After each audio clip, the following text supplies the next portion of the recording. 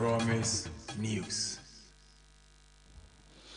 Adia Sedama Badia Basai Adon Quanto Trubunso Tonso no Boria nearly Wuyahu na Nebucherifu na Nado Yetim Wada de Manimano Pay Wadmaka and Wamaka Pajay. No said the Kanyabo our promise 102.7 FM Promise Television so and Samado Yan Saka Kasebo Kwanso who been Yasiadeba Ebersum Ewo Kumasi Dum Monteneso Mangana Fana Doya Moti and Kanamosha Emmanuel to Korea Naseb Nick and Joseph Amati Asonfo pani na no pay watintim bo chidom na yedeba promisefmonline.com na fe uko Facebook a Promise Radio ensem no etem ehonum ya chefani nyina wo baje na no pay samado ya yede eba asantimantem so afo no nyamfo samo semense kire se nei aya sa power plant yom dia bakumasi kropomu no ebebo pa ama ahoden ne adihiade ye wa asantimantem no atumi aso ano Uko MPP General Headquarters a ewon kran a wasi baabi e de ama nipa wadi dem eye persons with disability menra party chairman adane e de ama wo mu aban no kire se Saglame housing project no say wo pe ankrenkre ya bibi ebo no aboso mu private partnership say wonu mra meboa na yenhwentumi nwie na elections aye be ko ne 2024 yi ene yi nipa wadi dem sara no omo nkomo eho asem ye be ka Dr. Bawumia e de wo ma ba ne hyehyeye mu Tawa makro ewo so amepotem honum na wonu badwa assembly member owura permit bo aten kire se one day so interchange ma die se die sikoso na ni je ho pa wenum ne nsem bebre ka ho ene yabo ano anopai ye de ebeso mo bo ye ne fa sedama bo hye ba electric house de akofa nkane apa ene ho ne o manyina de abadwa so a ene utu amadensifo ne afiewuranom wo pebi ato a wo ba bo hye ba plaza ye wo edum Wesley Methodist Cathedral no run about to nchemu o pe do also we be Oyepa FM TV and afi Promise Radio e wono a wo ba dodo bi awuhia kola bi awuhia no nsabeka enuanu mienu ahia no pe ya ye beso mo medin e de akwese do a menu abema wo fa ta frimpon sam no nchemu se de siti ye nhwe mfama mo na wotwe ye mu na kokoba se afidibrane ye ba hoden ye ya NDC aban mampenda da John Dramani mama no odi onum anim abreso ye kokofa de ba ye ya kapa ye de kokosi atoemantem ya kotabri e de ababesi asantimantem we se ya to ne din Kumasi one thermal power plant na ye bia no kama ene anya agrodwabo yata mampani no angasa kura ene ba bia no ni bunsensema asantimantem so afo ni munyafo samo semense kiremu se ye pa se ye de sa hodin ye fidi brane no ababesi asantimantem firi se hodin ye na ka bi wo mu a jirasa asantimantem fo enso yen nti yakwakofa sa Kumasi one thermal power plant ye dia babesi we ebebo papa ma asantimantem dum so ka Africa chofon ni ade a na kokoso no etumi abrase e wa asantimantem. Indeed, the inauguration of this thermal power plant today signifies a step forward in our efforts to address the energy needs of our region and demonstrate our unwavering commitment to fostering economic growth and prosperity of our citizens. Your Excellency, Mr. President, power supply challenges, including instability, low voltage, blackouts, have plagued the Ashanti region and the adjoining regions in this country for so long and continues to remain a significant concern for both industrial and residential customers. The relocation of the Amari Thermal Power Plant to Kumasi marks a giant step towards reaching power generation required in the region to guarantee reliability and stability in the national grid. Indeed, the 250 megawatt capacity of this facility represents a beacon of hope that there will be enough power in the middle belt to help address the recent power outages experienced in the region. Your esteemed presence, Your Excellency, at this very memorable event is a demonstration of your commitment and support to improve the power generation capacity to spur economic growth for our region. All of us in this region, including the chiefs and the good people, are most grateful to you for taking immediate measures to address these issues, including relocating the Amari Power Plant to Kumasi, the project which is known as the Kumasi One Thermal Power Plant Project, and completing a series of expansions and upgrades to the transmission network. As I don't answer for no for some or seven, Anna, ye attending, ya, Ninsam ya wadia to your which him say, Kumasi one thermal power plant, Abado, a Bababua, Ama, a Wadinian, as Antoine Major Yipa. Yet was wa, and Chepi, and I yet yes, MPP 482 and among now one more Fourth Republic here, Yemui, walk a come on when I was secretariat to be. Said the Bayer persons living with disabilities. One year did them a be an nine way or tapache, Nenin yet an answer and son yet, Ubia Chimatobia Bani Pediamono, or more our special treatment and our care. I a dema woman. Baby a yen and I so a team of Frabro San Coba Efano. I was say be my woman, na Sabi woman et to a wheelchair anymore, to me at Doma Faho, na Abrosign the Afra yen I afro. Nanona empanyin for de kwa dwundwene mu no wo mo ehunu se e wo se nipa ni nyina kan yen ho na aban no wo mo ho nhyehyɛ pa wɔ nakoma mu nti wo ye bibi de ma wo mo de asane de aba fam akɔ party national headquarters a ene iwasi bibi de ama woni edi demu ya party national chairman Yera Stephen Ayensu ntim wono na ye amane ye nyina de asedama mampani Akufo Addo e wo mo a waboa won ne taa wata wanchi ama wei watimi aye na ohye se bebrebe ba beka ho ti woni adi demo na nei ukọ MPP party headquarters ya na wahunu se wo bekọ a steps wo ho wonka fom na wasoma me akofre de ohwehwe no aba na emom nso timi nye obi pia wo a wo bekọ akoduru soro criteria in all things, including providing resources and other related support in order to realize the objectives of this establishment. Following the launch, national coordinators will be appointed to administer the secretariat akin to the structure of our party, in which case the women's, the youth, and all this entire structure. The National Party will provide them with the necessary support to put in place all the administrative systems to ensure a smooth takeoff. The MPP is stronger with the establishment of PWD Secretariat to give full meaning to its inclusive DNA. As a democratic party, we believe that the Secretariat will empower and amplify the voices of all its members, especially persons living with disabilities. I hereby declare the MPP National PWD Secretariat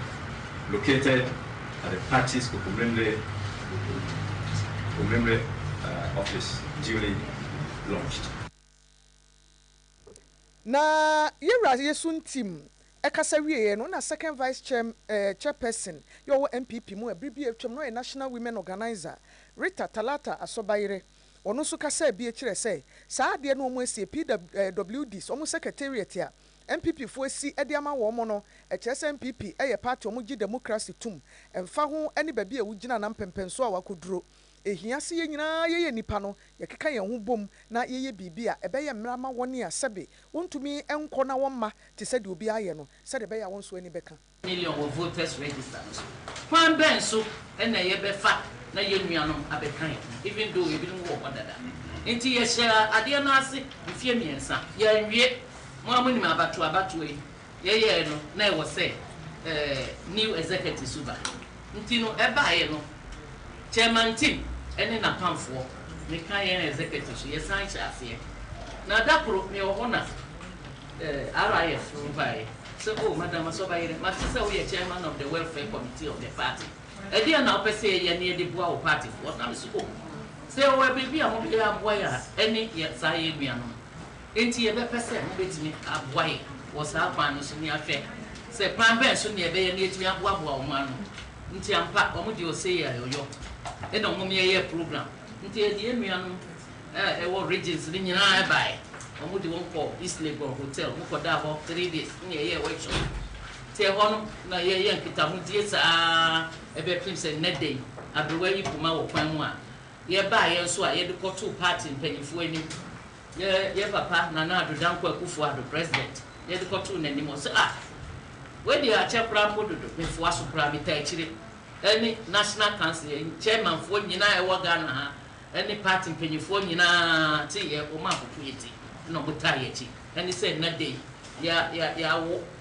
PWDs ɛwɔ national office na nti na yɛ bi ɔmo office ɔmo ankasa wɔ ɔmo baabi a ɔmo ba na ɔmo yɛ ɔmo meeting obi kura nam kwan so na ɔbrɛ a otimi ba bɛtena ase ɛgye na home wokɔ office hɔ a fridge wɔ hɔ TV wɔ hɔ bibia wɔ hɔ ɔnya nsuo nom a wagye na watie ebi a message bi wɔ hɔ koraa na ɔnte a ɔba na yɛde ama no campaign kɔ yɛwɔ messages ɛbɛyɛ nyɛ ne nyina na yɛde to abɔnten because ebi wɔ hɔ a yɛyɛ sie nti ɔba yɛ so ɔwo pa ɛnɛ sɛ ne yɛde nante na ɔno so asɔre ɔno so kɔ ɛsesei ne de sɛ ma nti yɛbaeɛ a ne tietia ne sɛ yɛda mo nyinaa ase sɛ mo baeɛ na ɛno akyi no ɛna owura Kwasi Kyei yɛ biribi atwam no yɛ asantemantam mu MPP communications director yɛ ɔno a PWD foɔ no ka ho sɛ ɔno na ɛda wɔn ano MPP mu Ghana nyinaa ɔno na gyina hɔ ɛsɔ ɛdan no ne mu nhyehyɛeɛ nyinaa mu ɛda mampanin ne MPP party na se papaapa sɛ de wɔn ayɛ ne bi nsi da na wɔhyɛ bɔ sɛ ɔbɛboaboa ne nuanom a sɛbi wɔn adidi dɛm deɛ n'ani afira deɛ ne nsa atwa deɛ ne nan ɛyɛ ne yɛ a na biribi ɛte saa nyinaa na wɔn nyinaa to aba ɛde ama MPP. Then shift. Based on existing protocols, we have a muscle. And it's said that you must have the way I am the office of persons with disabilities. I have a woman park, and I'm saying, in moment, and you know, Mrs. now. If you be a young person with disability, you are not going to minimum. Manati will pay. Yeah, from 2 years, and I'm being now with disability from 2 years, when you're polio. Because you see, I'm 65 years. Nti obi bia no a me dey say problem bi wo ho e fa disability no a me ne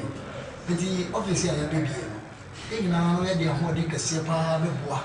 e kwa bia so a yetimi aboa ma persons with disabilities no wo be ho ye nya so mutu aba no wo de man patriotic party na ne se papa wa ye no obetimi dia ba be boa no mo so so nya so fa so be nti anu ya de bia mpini se mo be nya papa wa ba eto so me no ade ba kwa ya na me hwe kase pa no anya even at all persons with disabilities na kasa but all dependence no anu na ya na ya de bia no ko siti ya munya me kase pa pepe no bo se obi disabled na say physically challenged na wa ware o ma na so ma me na papa na timi anya be bia nyina akoda no ni stand enti no sa ti se we ya abe me di se be boa am yetimi ahwo mu atimi ahwo mu a o mo form mu dependence ni nyina no ni nyina so yetimi aba be boa o mo no manya baby asi se be ya wo ma no ene wo mu na na no so wo betimi ahwe wo enti ma me gina akonya we se so na me fa asida kese pa former party apanyifo ni nyina tipi ewura astimiti na fa nche mama so bare ya fa asida kese pa abusuafo we ni de course nura ewo MPP national headquarters a ewo nkran suafoɔ yi a wɔhwɛ adansi nsɛm so wɔn onyafo kodwo ɔpɔn kroma na ɛkasa no kyerɛ mu a Saglame housing project no anwe ne sia kyɛ sɛ aban no afa ho adwen yi a adwen aban afa ne sɛ wɔde free kitansa bosom ne de ɛtɔ so nkron akosi edu ɛne enum ɛyɛ July 9th ekosi ne 15th na wɔ kyerɛ mu sɛ aban no ebiem na ankorankora wɔn ne asika ebo wonum aboso mu ya wonum ewo adansie emu aban peso no ntu kase na yetumi hwe no oman no yeti ensade firi ho sade ebeye na adan sabi ye ho ayedin oman ga na mu nipa dodo no abetimi enya baabri ya wondi wonti ebeto na no owura kodwo ponkroma wo kire se aban re animu se hwie be nkoduru sana aboso nda etoso aduasa August 30th and 30th August na aban no otimi enya private partnership a ebe boama Saglame yako akowie na yewie ni saa no a abayam fasode no wase awreho se o hwe mpuntunwuma do ya aka nwura bu aban ho do ba wontu aso ne ade a ya na ha dwen papa pa mo man no kwani mu na so NPP aban na adan kwakufu adodi ani mu ide wa na adwen so obeboboten na watumi asesa saa adwen no. I want to ask you to execute this task with the highest level of patriotism and professionalism. So I want to ask you to bring to this task your highest level of patriotism and professionalism as it is deserved or required. Let the desire to do our best for our republic show as you go through this process. My final point to you is that Ghanaians want the phenomenon of uncompleted or abandoned mass housing projects to come to an end. To date, some of the projects from the Kufuor era are still uncompleted and hanging. This one still yet to be completed. And it adds to the narrative that we don't finish projects when we start. If we have a housing deficit of 1.8 million, reduce as the years go by. Already there are about 40,000 units a year that we deliver as a country. Not enough to close the gap. So if all of these projects keep hanging out there, it will even deter future projects being embarked on. And that's why it's important that we take advantage of this opportunity to reverse this trend. And so I charge you to go through this process with all the professionalism, patriotism, and transparency. So for ya washe adansi nsem so ononyafo kwaje opon kroma ana yete ne nsem yi. Ebusuafo ye to aso a finance minister Dr. Mohammed Amin Adam ene watu kwan firi Ghana memu ne omansi kasemu animdifo akuduru Washington ye wo America brochimemu woni IMF mpanimfo ewo nhyiemu ye World Bank Spring Meeting wakokika baabi a yede yeti kwhye wo nhyehyɛ yase nneoma yetumi aye ne titiri wa honde ne ye energy afam enti ene ne nansa Ameri ho nkomo ebepie wa nwoma so na kohia pa ya obroni sɛ ye good news a abɛi ebeboa na so afo e kyerɛ sɛ Ghana keka ne ho papa mfi abɛse ne kro no yakɔyɛ nim ewo electricity ene ehon hyehyɛ mu ni nyina ye adwene a ye bo ye tirim se ebeye obroni se deliberate policy a ye ka kyerɛ ye ho se sa na ye tu anamo no ye aboa awakwani asa nyina eso na wo se nkosi afi awie ye no 88.88% na ne ye wo no ebekwa kodu 90% na te se omo a enya nkane nyina no ye be connect omo amo ada so bi na won so enya nkane na ne nsem na wie ye no wo sere se tax force bi a wo bete no Vice President ene betena emu adwam no nam so aye nhyehyeye nyina na contract ahodo a wo beye yes independent fo ye omoto nsafre wo mu nyina behwe atoto niema yi. There is a task force chaired by the Vice President which is overseeing the implementation of the various reforms and the measures that we are implementing to strengthen the finances of the sector include IPP renegotiation. We are renegotiating some of the contracts we signed with the independent power producers so that we can reduce the cost of generation. We also are implementing tariff reforms. Since 2022, the regulator, Public Utilities Regulatory Commission, put in place a multi-year tariff framework that led to increase in tariffs by about 70% since September 2022. But this is to assure investors that we admit there are challenges, but we are also bold as a government to take the necessary bullets in order for us to put the sector in a more sustainable manner so as to address those challenges that investors are usually worried about. Then we have the cash waterfall mechanism. It's important because at least it ensures that there's cash flow. Every player in the value chain has some cash flow so that they can be able to meet their operational. We Ghana Ghana Finance Minister ya no any Dr. Mohammed Amin Adam Antam or Washington America brochimemu no nkwa ne call ye oni animdifo a ehwe sika ehun nsem toto o man mu enyina ka ho bi matekra se owura kenofori atanso emso okunhyemu ni bi o ho bi sa ai ana so no netu abanfo ewo ye ne amanfo foro ntam ewo sika se mu oh